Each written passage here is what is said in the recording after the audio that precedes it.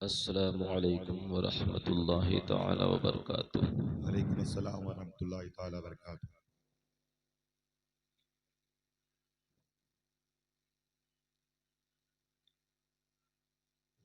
नहमदुहु व नस्तईनुहु व नस्तगफिरुहु व नुमिनु बिही व नतवक्कलु अलैहि व नऊज़ु बिल्लाहि मिन शुरूरि अनफुसिना व मिन सय्यिआति अअमालिना। मन यहदिहिल्लाहु फला मुदिल्ल लहु व मन युद्लिल्हु फला हादिय लहु। वनशहदु अल्ला इलाहा इल्लल्लाहु वहदहु ला शरीका लहु वनशहदु अन्न मुहम्मदन अब्दुहु व रसूलुहु। अम्मा बअद फ़अऊज़ु बिल्लाहि मिनश शैतानिर रजीम। बिस्मिल्लाहिर रहमानिर रहीम।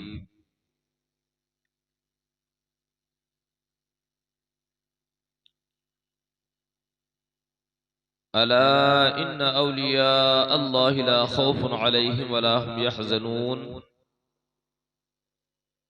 सदक़ल्लाहुल अज़ीम व सदक़ रसूलुहुन नबियुल अमीनुल करीम व नहनु अला ज़ालिका लमिनश शाहिदीन व शाकिरीन वल्हम्दुलिल्लाहि रब्बिल आलमीन। हज़रात, आइए हम सब मिलकर अपने प्यारे आका व मौला हुजूर सरवरे कौनैन महबूबे दारैन आफ़ताबे रिसालत माहताबे नबूवत जनाबे अहमदे मुस्तफ़ा मुहम्मद मुस्तफ़ा सल्लल्लाहु तआला अलैहि वसल्लम की बारगाह बेकस पनाह में दुरूदो सलाम का हदिया पेश करें।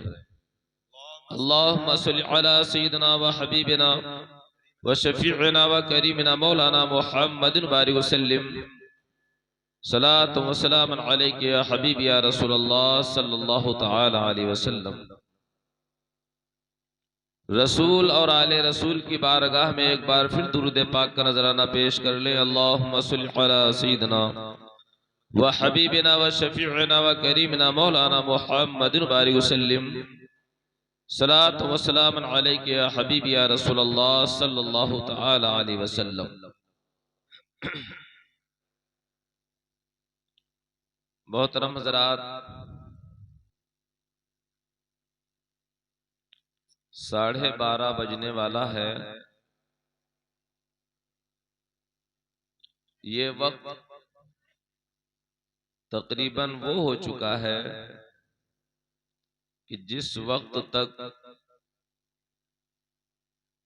सलातो सलाम पढ़ लेना चाहिए था।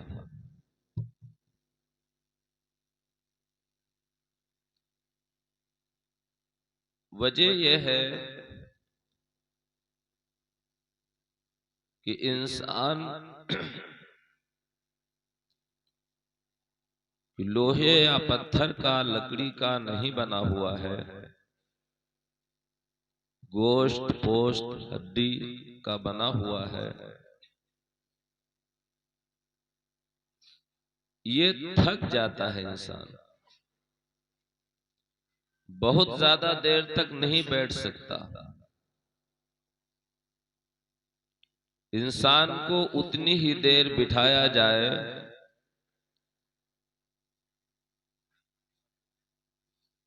जितने में वो थकने न पाए, परेशान न होने पाए। मिजाज पहचानना भी जरूरी है। शरीयत का एक हुक्म है,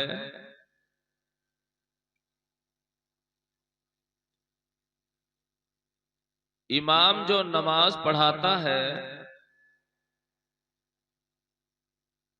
उस पर जरूरी है ये बात समझना कि वो अपने मुक्तदियों को समझे रहे।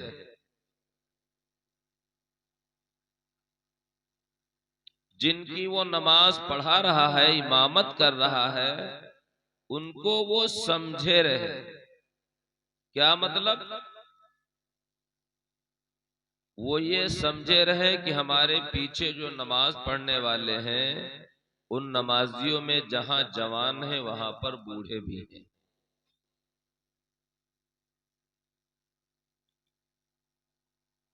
उन नमाजियों में जहां वो लोग हैं कि जो आजाद हैं, जिन्हें कोई ज्यादा जरूरत नहीं है, काम नहीं है, उन्हीं में ऐसे भी मुक्तदी होंगे जिन्हें कोई जरूरत होगी और कहीं जाना होगा। क्या मतलब? मतलब यह है कि इमाम को चाहिए कि नमाज लंबी ना पढ़ाए, कि नमाज लंबी पढ़ाएगा तो बेचारा जो बूढ़ा कमजोर होगा वो ज्यादा देर खड़ा नहीं रह पाएगा, परेशान हो जाएगा। उसका मन कहेगा कि अब लाओ बैठ जाए। हाजतमंद, जरूरतमंद है, उसने सोचा कि जमाअत के साथ नमाज पढ़ ले तो मुख्तसर नमाज हो, ताकि वो अपनी जरूरत पूरी करने के लिए नमाज पढ़ने के बाद चला जाए।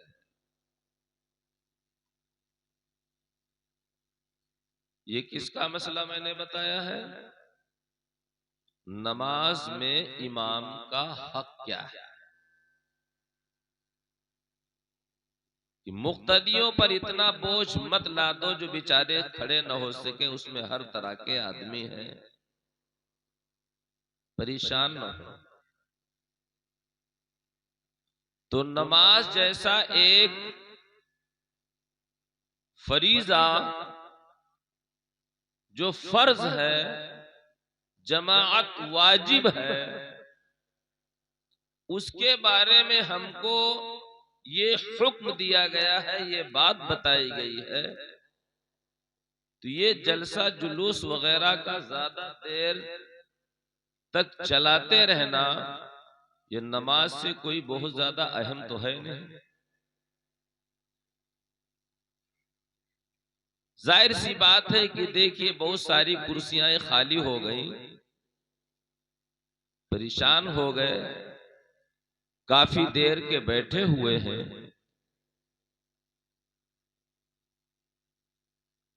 तो इस बात का लिहाज हमको और आपको सबको रखना है, और ये मिंबर जिसे मिंबरे रसूल कहा जाता है,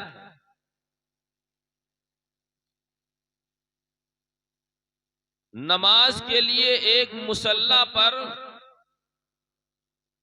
हर कोई नहीं आगे जा सकता, हर कोई नहीं जा सकता मुसल्ले पे। मुसल्ले पर जाने वाले के लिए हकदार होना जरूरी है। हर कोई मुसल्ले पे नहीं जा सकता, और अगर हमने लापरवाही में, रिश्तेदारी की बुनियाद पर, ताल्लुकात की बुनियाद पर हमने कोई शरीयत का मसला नहीं देखा और किसी गैर मुस्तहिक को अगर हमने मुसल्ले पे पहुंचा दिया और उसने लोगों की नमाजें पढ़ा दी, तो वो नमाजें नहीं हुई, नमाजें बर्बाद हो गई। क्योंकि हम शरीयत के मोहताज हैं। शरीयत ने जो कहा है हमको वो करना है। हमको अपना मिजाज नहीं चलाना है, हमको अपना दिमाग नहीं चलाना है, हमको शरीयत के हिसाब से चलाना है। जो शरीयत हमसे कहेगी हम वो काम करेंगे।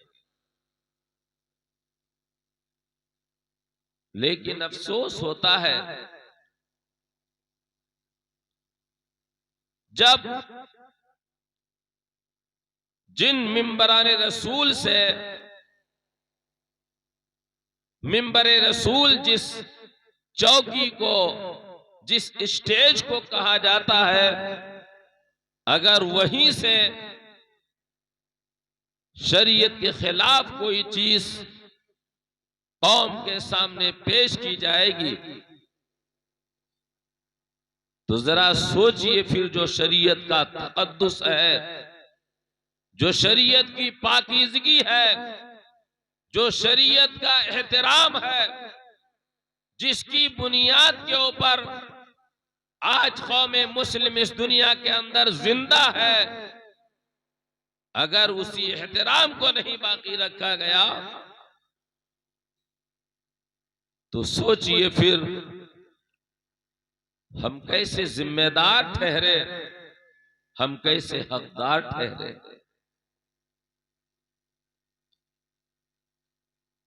अभी हमारे एक नातखा ने मिंबरे रसूल से बात कही कि जब खुदा ही पंजतन पाक की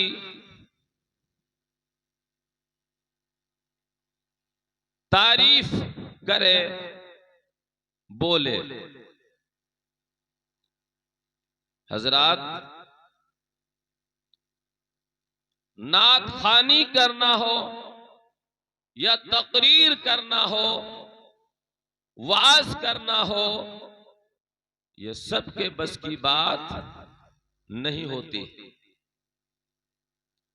इसका भी कोई हक है जो हकदार ही इसे अदा कर सकता है, हर एक के बस की बात नहीं होती है।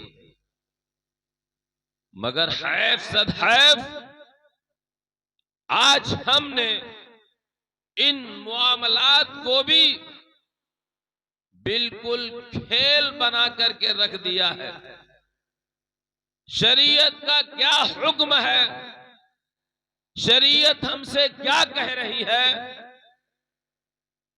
आज हमारा इससे कोई बहुत ज्यादा सरोकार नहीं रह गया है। कुरान मुकद्दस ने जो रब्बे कायनात ने बयान फरमाया है, इरशाद फरमाया है, नाजिल फरमाया है, उसमें सिर्फ अहले बैत का तज़किरा मिलता है। और अहले बैत में कौन कौन लोग आते हैं? सिर्फ 4 ही अफराद, हजरत मौलाए कायनात, हजरत फातिमतुज़ ज़हरा, हजरत इमाम हसन, हजरत इमाम हुसैन, ये 4 ही नहीं है बल्कि और भी अहले बैत में है। और पंजतन पाक जब बोला जाता है तो सिर्फ 5 ही शख्सियतें उसमें आती हैं और 6ठी शख्सियत उसमें नहीं आती। और फिर हर चीज का कोई मेयार, कोई वकार होता है।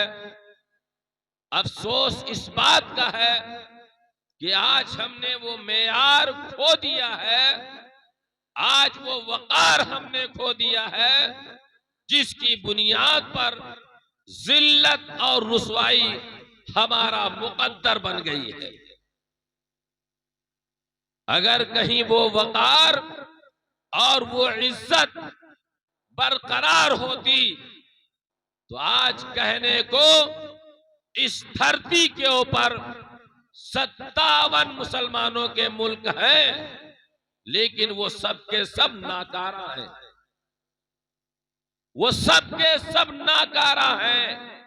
वो किसी लायक नहीं है, अपने आप को सही तौर पर मुसलमान कहलाने के हकदार नहीं है, क्योंकि मुसलमान होने का जो एक हक शरीयत ने दिया है, अल्लाह रब्बुल इज्जत ने कुरान मुकद्दस में दिया है, वो सारे के सारे मुसलमान कहलाने वाले मुल्क मुसलमान कहलाने के सही तौर पर हकदार नहीं।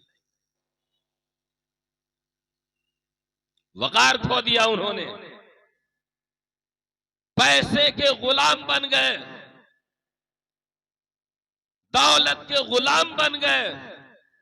शरीयत क्या कह रही है, हमारा अल्लाह क्या कह रहा है, हमारे नबी क्या कह रहे हैं, उन लोगों को इससे कोई सरोकार नहीं है। मेरे प्यारे इस्लामी भाइयों, ये उम्मत मुहम्मदिया, ये मुसलमान रब्बे कायनात को मानने वाले, नबी के चाहने वाले, इनके बारे में हमारा रब क्या कहता है?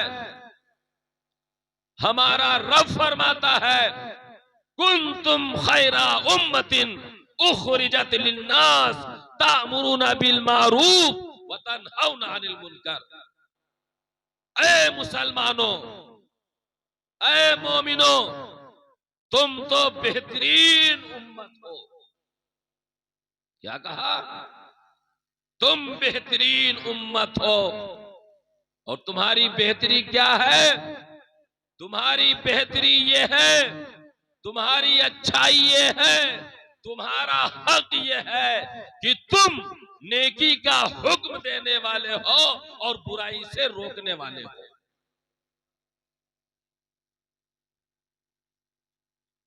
जब नेकी का हुक्म दोगे तब तुम अच्छे हो, जब बुराई से रोकोगे तब तुम अच्छे हो, और जब तुम नेकी का करने का हुक्म करना छोड़ दो और बुराई से रोकना तुमने बंद कर दो तो समझो तुम अच्छे नहीं। क्योंकि हमारे अच्छाई का मेयार नेकी के करने का हुक्म देना और बुराई से रोकने का हक देना, कहना, ये हमारी भलाई और अच्छाई का मेयार रखा गया है। ये जलसे जुलूस, ये मीलाद, ये जो कुछ भी होता है, इसका कोई और मकसद नहीं है। इसका मकसद सिर्फ ये है, अल्लाह का पैगाम कौम तक पहुंचाया जाए, नबी की सुन्नत लोगों तक पहुंचाई जाए। आज हमने क्या बना रखा है, क्या हमने समझ लिया है? एक खेल तमाशा बना लिया है शरीयत को, कि हमारी शरीयत हमसे क्या कह रही है, हमारा खुदा हमसे क्या कह रहा है, हमारे नबी हमसे क्या कह रहे हैं, जिनका हम खा पी रहे हैं, जिनकी वजह से हम यहाँ पर जी रहे हैं, उनकी बातों को हमने बिल्कुल बोला दिया है। और आज यही वजह है कि आज हम दर दर भटक रहे हैं और जलील और रुस्वा हो रहे हैं। ऐ मेरे प्यारे इस्लामी भाइयों,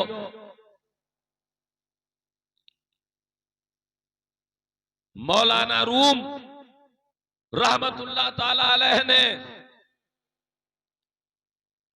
एक शिकायत बयान की है,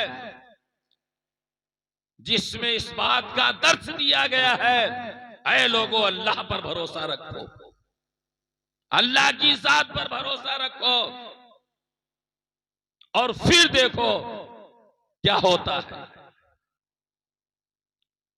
आजमाइशें होती हैं और मरना तो जनाब सबको है। कौन आदमी है जो यहां पर हमेशा जिंदा रहेगा? मैं नहीं कह सकता कि मैं इस कुर्सी से उधर भी पाऊंगा कि नहीं उधर पाऊंगा,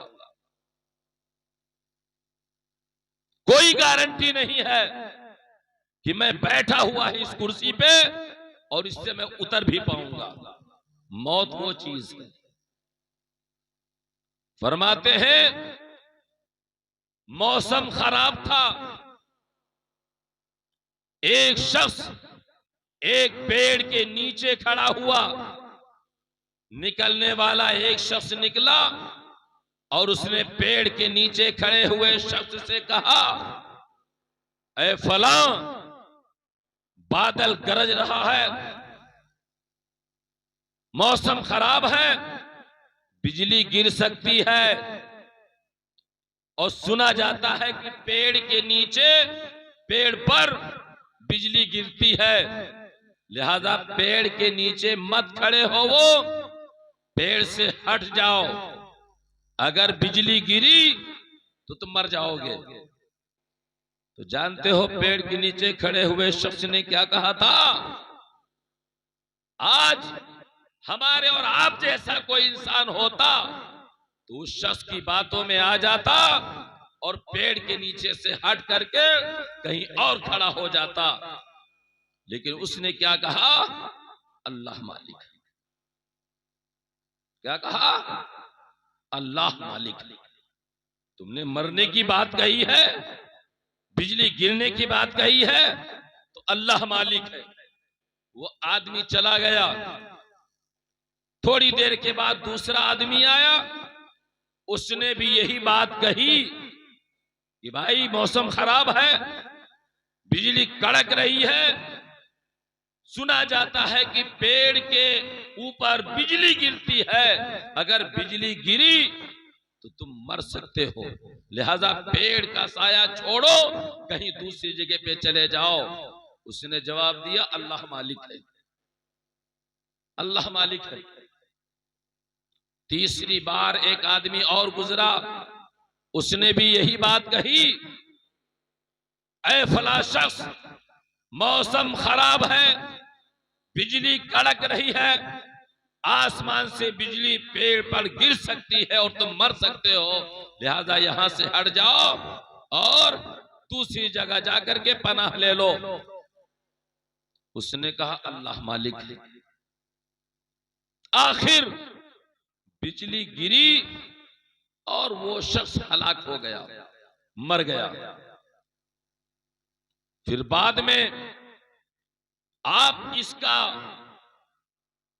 फायदा बयान करते हैं और इसका मकसद बयान करते हैं, फरमाते हैं सुनो, मौत तो आनी ही है और जो वक्त मुकर्रर हो चुका है उसी पे आनी है, ना तो एक सेकंड पहले और ना एक सेकंड बाद। अगर उसे मरना ही था उसी वक्त में तो पेड़ से हट भी अगर जाता तो वो मर जाता, बच न पाता।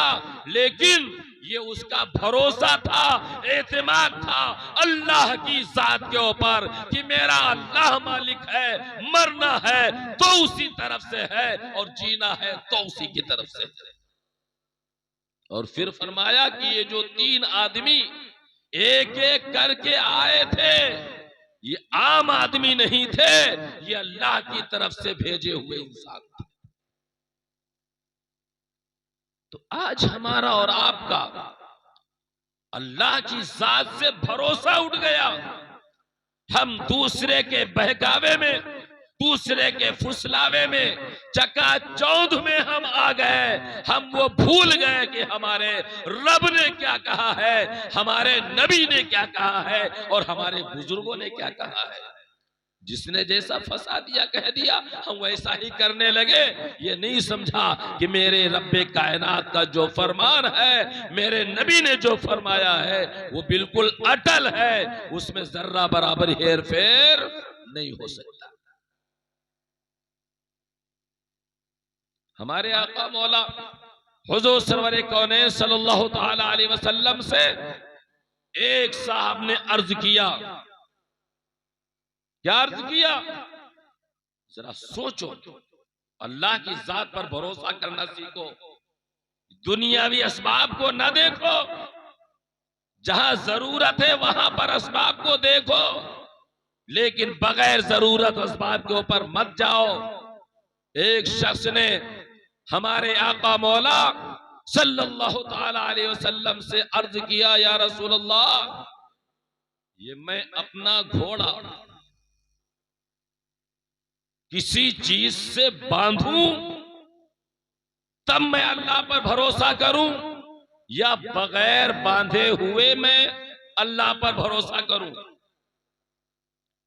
तो हमारे आका मौला सल्लल्लाहु ताला अलैहि वसल्लम ने इरशाद फरमाया, क्या इरशाद फरमाया कि अपने घोड़े को बांधो और फिर अल्लाह पर भरोसा करो। पहले घोड़े को बांधो और फिर अल्लाह के ऊपर भरोसा करो। तो जो तदबीरें हैं जाहिरी, उन पर अमल करो और साथ साथ में फिर अल्लाह की जात के ऊपर भरोसा करो और ये यकीन जानो कि मेरा रब जो चाहेगा वो होगा। मेरे रब की चाहत के बगैर कभी कुछ नहीं हो सकता। ऐ मेरे प्यारे इस्लामी भाइयों, आपने बहुत सारे वाकयात देखे हैं और बार बार आपने सुने हैं। अभी आपने हजरत बिलाल रज़ी अल्लाह ताला अन्हु का वाकया अशआर की शक्ल में सुना है कि उमैया इब्ने खलफ ने कितना मारा, कितना गरम रेत पर लेटाया, अंगारों पे लेटाया, आपकी उंगलियों में कीले तक गाड़ दी। वो भी तो एक मुसलमान थे, वो भी मुसलमान थे, लेकिन उनकी हिम्मत ने मजबूती ही रखी, कोई हार नहीं मानी और उनकी जबान से अल अहद अल्लाह एक है, अल्लाह एक है, मोहम्मद उसके रसूल है, मोहम्मद उसके रसूल है, यही कहते रहे, यही कहते रहे। लेकिन इसके बाद भी उमैया इब्ने खलफ हजरत बिलाल का कुछ भी बिगाड़ न सका। ये उनका ईमान था मजबूत। तो जरूरत इस बात की है कि हम अपना ईमान मजबूत करें और जब हम ईमान मजबूत करेंगे, अल्लाह की जात पर अपना ईमान रखेंगे, तो तब कहीं जाकर के हमारे और आपके सामने कामयाबी मिलेगी। आज हम लोग यहां पर जश्न गौसुल वरा रज़ी अल्लाह ताला अन्हु मनाने के लिए हाजिर आए हैं। हजरत अल्लामा मौलाना मुफ्ती मोहम्मद रफीक साहब रिजवी की बहुत अच्छे माहौल में आपने तकरीर समाअत की। मैं समझता हूं कि आपकी तकरीर से आपने जरूर कुछ सीखा होगा और उस सीख पर अमल करने का आप लोगों ने जरूर कुछ न कुछ इरादा बनाया होगा। मैं उम्मीद तो यही करता हूं कि आपने जरूर कुछ सीखा होगा, दिल में आपके जरूर कुछ जज्बा पैदा होगा कि हम ये काम करेंगे। इन जलसों में आने का मकसद यही है कि हम अल्लाह और रसूल का जिक्र खैर सुनने के लिए जाएं और उसमें शरीयत की जो बात बताई जाए उस पर हम अमल पैरा हो, और जो नई बात हमको मिली है अब तक हम नहीं सीख पाए हैं उसके ऊपर इंशाअल्लाह हम सुनने के बाद अमल करेंगे। ये जरूर आपके दिल में बात आई होगी, और अगर बात ये आई है तो यकीन जानिए कि आप बहुत खुशनसीब हैं, आप बहुत अच्छे हैं। और जिसने अगर सिर्फ सुना और एक कान से सुनकर के दूसरे कान से निकाल दिया तो बिल्कुल इसकी मिसाल ऐसी ही है जैसे कि बारिश हो पत्थर के ऊपर और सारी बारिश पत्थर से इधर उधर सब फिसल जाए, पत्थर में कोई नमी ना है, कोई तरी ना है और कोई फायदा उठा न सके। हमारे सरकार गौसे आजम रज़ी अल्लाह ताला अन्हु आज आपकी करामतें हमारे और आपके सामने बयान की जाती हैं और बड़े बाकरामत वली हैं, लेकिन करामत से भी ज्यादा बड़ी करामत वो क्या है? वो सबसे बड़ी करामत ये है कि सरकार गौसे आजम का एक एक कदम शरीयत मुहम्मदिया सल्लल्लाहु ताला अलैहि वसल्लम पर पूरी तरीके से गामजन था। शरीयत के खिलाफ एक कदम भी मेरे सरकार गौसे आजम का नहीं था। ये सबसे बड़ी करामत है। सबसे बड़ी करामत ये है कि इंसान शरीयत के मुआफिक चले और फराइज वाजिबात सुननो मुस्तहब्बात पर अमल करता रहे। ये सबसे बड़ी करामत है। हवा में नहीं उड़ सकता है, कोई जरूरी नहीं। वो मुर्दे को जिंदा नहीं कर सकता है, कोई जरूरी नहीं। वो छोटी चीज को बड़ी नहीं कर सकता, कोई जरूरी नहीं है। लेकिन शरीयत के ऊपर चलना जरूरी है। एक इंसान के लिए, अल्लाह के बंदे के लिए, नबी की उम्मत के लिए ये चीज सबसे ज्यादा जरूरी है। मेरे सरकारे गौसे आजम रदी अल्लाह ताला अन्हु बहुत बड़े आलिम भी थे और बहुत बड़े मुफ्ती भी थे। मेरे सरकार गौसे आजम जिनका आज हम लोग जिक्र कर रहे हैं, 11वीं शरीफ मनाते हैं, वो हमारे सरकार गौसे आजम ने कौन सा सबक हमको आपको दिया है? क्या पता है आपको हमको कि सिर्फ आपके नाम की हम बिरयानी खा लें, 11वीं शरीफ मना लें, हम गौसे आजम के चाहने वाले हो गए? आपके नाम का नारा हमने लगा दिया, या गौसल मदद, हम गौसे आजम के चाहने वाले हो गए? नारा लगा दिया, चाहने वाले हो गए, अच्छी बात है। 11वीं शरीफ मना लिया, अच्छी बात है। हमने 11वीं शरीफ के नाम के जलसे कर लिए, अच्छी बात है। लेकिन आओ देखो, मेरे सरकार गौसे आजम रदी अल्लाह ताला अन्हु ने शरीयत मुतहरा पर किस तरीके से अमल करके आपने दिखाया है। मेरे सरकार गौसे आजम रदी अल्लाह ताला अन्हु ने, आपने देखा है, सुना है हमारे उलमा से कि 40 साल ईशा के वजू से फज्र की नमाज पढ़ी है। अल्लाहु अकबर। 40 साल, 1-2 दिन नहीं, 10-20 दिन नहीं, 40 साल ईशा के वजू से फज्र की नमाज पढ़ी है। ये गौसे आजम ने पैगाम दिया है, ऐ मेरी 11वीं शरीफ मनाने वालों, ऐ मेरे नाम का चर्चा करने वालों, मैंने रब्बे कायनात की बारगाह में सजदे किए हैं, इबादत की है। ऐ मेरे मानने वालों, तुम भी नमाज की पाबंदी करो, तुम भी नमाज की पाबंदी करो। सिर्फ नजर नियाज बिरयानी तक ही न रह जाओ, अल्लाह की बारगाह में सरबा सुजूद हो जाओ। ये मेरे सरकार गौसे आजम ने पैगाम दिया है।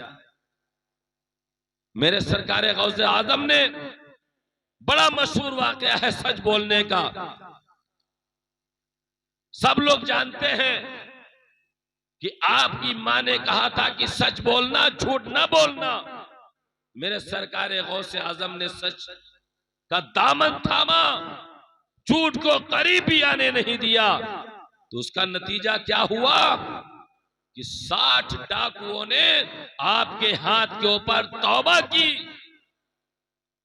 और तौबा ही नहीं की, इतने इखलास के साथ, इतनी मोहब्बत के साथ उन्होंने तौबा किया कि अल्लाह ताला के फजल करम से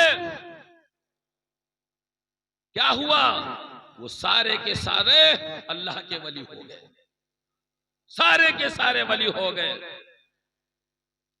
तो हमको और आपको ये देखना है कि हमारे सरकार गौसे आजम रदी अल्लाह ताला अन्हु ने क्या किया है, हमको कौन सा पैगाम दिया है, कौन सी बात हमसे कही है। जो बात हमारे सरकार गौसे आजम रदी अल्लाह ताला अन्हु हमसे कह रहे हैं, हमको वही काम दिखाना है, और जब वो काम हम दिखाएंगे तो इंशाअल्लाह हम कामयाब होंगे। आज हमारे अंदर अजीब सा माहौल पैदा हो चुका है। लालच, कारोबार, धंधा। आज ये जो सब कैमरे आप देख रहे हैं, ये सब धंधा है। मैं तो खुला कहता हूं, ये सब क्या है? ये सब धंधा है और कुछ नहीं है, सिर्फ धंधा है। जिस तरीके से रिस्क हासिल करना चाहोगे, अल्लाह ताला वैसे रिस्क तुमको देगा। हलाल तरीके से कमाना चाहोगे, हलाल तरीके से अल्लाह रास्ते पैदा कर देगा, और अगर हराम तरीका चाहोगे तो अल्लाह ताला हराम रास्ता पैदा कर देगा। जिम्मेदार तुम हो। आज जितनी भी ये सब वीडियोग्राफी होती है, इक्का दुक्का छोड़ करके ये सब धंधा है, कारोबार है। नियत में इखलास नहीं है कि हम दीन का पैगाम आम करेंगे। दीन का पैगाम आम करने की नियत नहीं है, सिर्फ पैसा कमाने का जरिया बना दिया लोगों ने। कहां से बरकत होगी? कहां से मुआशरा सुधरेगा? कहां से माहौल सुधरेगा? आने वाले उलमा आते हैं, अपना पैगाम दे के चले जाते हैं। कौम का मानना या ना मानना ये उसकी मर्जी के ऊपर। अपनी नियतें हम लोगों को सुधारना चाहिए। थोड़ी चीज में अल्लाह ताला ने बरकत रखी है, ढेर चीज में बरकत नहीं है। हाँ, कब बरकत ढेर चीज में है? जब नियतें हमारी अच्छी होंगी तो इंशाअल्लाह उसमें भी बरकत होगी। और अगर बज़ाहिर थोड़ी भी चीज हमारे सामने है, लेकिन अगर नियत अच्छी है तो इंशाअल्लाह उसके अंदर बरकत होगी। आज आदमी दौलत की तरफ कितना भाग रहा है, पैसे की तरफ भाग रहा है। काश आज का मुसलमान जितनी तेजी के साथ दौलत की तरफ भाग रहा है, इसका आधा हिस्सा अगर अल्लाह की तरफ भागता, नबी की तरफ भागता, शरीयत की तरफ भागता, तो दुनिया का माहौल बदल जाता, मुआशरा बदल जाता, हालात बदल जाते। लेकिन अफसोस, रोना तो इसी बात का है कि आज हमारी तादाद तो बहुत है, तादाद बहुत है, इसमें कोई दो राय नहीं है। लेकिन तादाद बस वैसी है, ये कर सकने वाली कोई तादाद नहीं। इससे हो कुछ नहीं पाएगा, ये हो कुछ नहीं पाएगा। गिनती के है तादाद ज्यादा, इससे हो कुछ नहीं पाएगा पक्का। वरना वो वक्त भी तो था, सब लोग जानते हैं कि 313 थे एक तरफ, और एक तरफ 1000 थे। एक तरफ 1000 थे, लेकिन फिर भी 313 जीत गए और 1000 हार गए। हार गए। क्या थी अंदर बात? नबी पाक सल्लल्लाहु अलैहि वसल्लम की सच्ची मोहब्बत, सच्ची मोहब्बत थी, ईमान पे मजबूत थी। वो उनका ईमान, मजबूत ईमान उनको कामयाबी दिला रहा था और उन्हें सुरखरू कर रहा था। आज अगर इसका परसेंटेज निकाला जाए तो आज हम मुसलमानों की तादाद कम नहीं है, बहुत है। लेकिन बस बात वही है कि ढोल के अंदर पोल है, ढोल के अंदर पोल है। कहने को तो हम बहुत कुछ हैं, तादाद में ज्यादा हैं, लेकिन शरीयत पर अमल करने के लिए बहुत मुश्किल है। लिहाजा है मेरे प्यारे इस्लामी भाइयों, अपनी नियतें, अपना इखलास, अपना रिश्ता अल्लाह से जोड़ो, नबी पाक सल्लल्लाहु अलैहि वसल्लम से जोड़ो, बुजुर्गाने दीन से जोड़ो। इस नियत से काम करो कि हमारा अल्लाह ये बात कह रहा है, हमारे रसूल ये बात कह रहे हैं, हमारे बुजुर्गाने दीन ये बात हमसे कह रहे हैं। और जब हम उनके लिए काम करेंगे तो हमारे कामों के वही लोग जिम्मेदार होंगे।